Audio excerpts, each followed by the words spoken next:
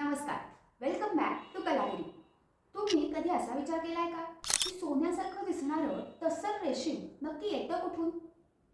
चला तर जाणून घेऊया. ही गोष्ट सुरू होते जंगलामधील छोट्या कोशांपासून. हे कोश आदिवासी समुदाय गोळा करतात आणि पाण्यात टाकतात. त्या पाण्याला एक हलकी उकळी काढतात आणि त्यातून तयार होतात रेशमाचे तंतू. नंतर हे तंतू हाताने स्वच्छ धुवून फिरत्या चरख्यावर गुंडाळले जातात.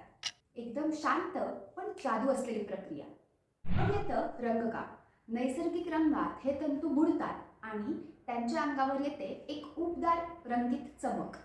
यानंतर सगळ्यात सुंदर प्रक्रिया म्हणजे हँडलूम वेव्हिंग. विणकरांचे हात पुढे मागे होत असतात आणि तयार होतं एक कापड, जे ना एकदम गुळगुळीत असतं ना एकदम परफेक्ट, पण म्हणूनच ते रॉ, रेअर आणि रिअल असतं. तसं म्हणजे फक्त कापड नाही, तर जंगलांची ओळख, आदिवासींचं कौशल्य आणि भारतीय हातमागाची एक क्लासिक ओळख आहे. तर अशाच इंटरेस्टिंग गोष्टींसाठी फॉलो करा, लाईक करा, शेअर करा आणि कमेंट करा.